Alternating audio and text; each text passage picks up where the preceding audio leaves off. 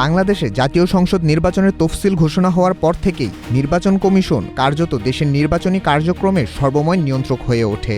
সংবিধানের ১১৮ ও ১১৯ নম্বর অনুচ্ছেদ এবং গণপ্রতিনিধিত্ব আদেশের ১১ নম্বর অনুচ্ছেদ অনুযায়ী কমিশন এই ক্ষমতা প্রয়োগ করে। তফসিল ঘোষণার পর থেকে ফলাফল ঘোষণার ১৫ দিন পর পর্যন্ত নির্বাচন কমিশনের অনুমতি ব্যতিরেকে বিভাগীয় কমিশনার, পুলিশ কমিশনার, জেলা প্রশাসক, পুলিশ সুপার এবং তাদের অধীনস্থ কর্মকর্তাদের অন্যত্র বদলি করা যাবে না। এছাড়া তফসিল ঘোষণার পর উপদেষ্টা পরিষদ নতুন করে কোনো প্রকল্পও অনুমোদন করতে পারবে না। জীবন অবাক না করলে কে করবে? ২৮% মিল্ক ফ্যাটের অবাক করার সাথে ফ্রেশ মিল্ক পাউডার। জীবন অবাক করুক প্রতিদিন।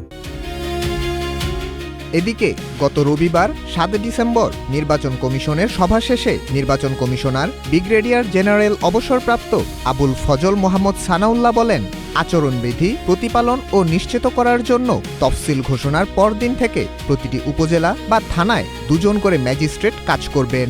ম্যাজিস্ট্রেটের সংখ্যা শেষ ৫ দিন অর্থাৎ নির্বাচনের আগের ৩ দিন, নির্বাচনের দিন ও নির্বাচনের পরের দিন বেড়ে যাবে। তিনি আরও বলেন, নির্বাচনী এলাকায় সোশ্যাল সেফটি নেটওয়ার্ক ছাড়া সব ধরনের অনুদান, ত্রাণ ইত্যাদি বিতরণের উপরও নিষেধাজ্ঞা জারি করা হবে। অর্থাৎ তফসিল ঘোষণার পর থেকে নির্বাচন কমিশন শুধু ভোট আয়োজনই নয়, বরং পুরো নির্বাচনী পরিবেশ নিয়ন্ত্রণ করে। প্রশাসন, আইনশৃঙ্খলা বাহিনী, প্রার্থীদের কার্যক্রম সবকিছুই কমিশনের অধীনেই চলে। এভাবে কমিশন নিশ্চিত করে যেন নির্বাচন প্রক্রিয়া সংবিধান ও আইন অনুযায়ী সম্পন্ন হয়।